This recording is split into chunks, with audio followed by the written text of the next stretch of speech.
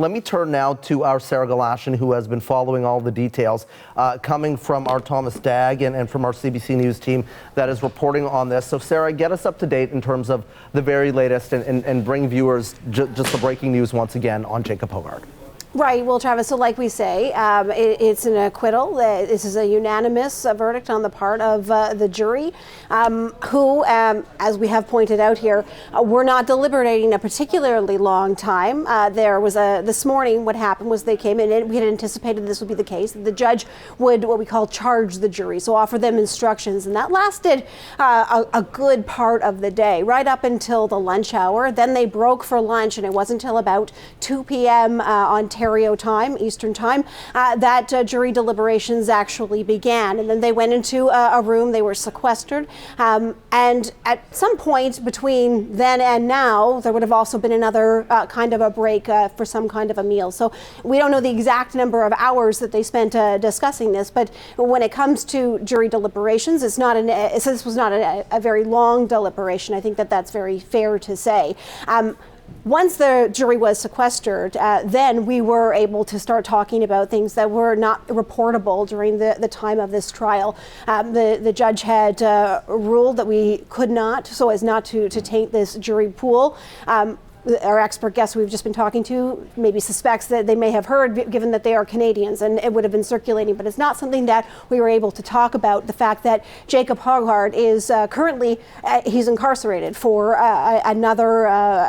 he found guilty of sexual assault 2 years ago. Now, 2 years ago, he was found guilty in one case and is serving a 5-year sentence for sexual assault. There was another case involving a woman just under the age of 19, and he was found not guilty in that case. So there was a guilty and a not guilty verdict 2 years ago, and now, today, learning that there is now a second not guilty. And we know that in the case of the guilty that he is currently serving, that he has made an appeal to go all the way to the Supreme Court to have it heard there, based on a number of things, legalities that he would like to have looked at by that court.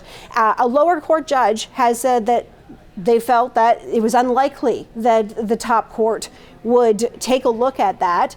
But I think listening to the expert guest that you've just been talking to there, perhaps the fact that this is a not guilty on a case there are some similarities, certainly.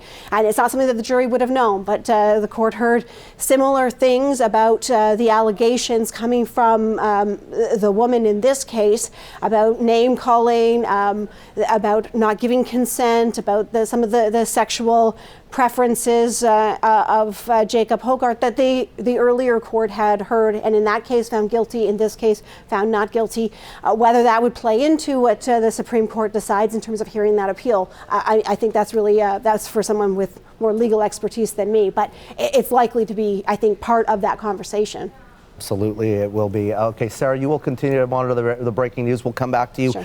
If the lawyers for Jacob Hoggard or anyone speaks outside that courthouse. That's Sarah Galashan for us at the breaking news desk with the breaking news tonight.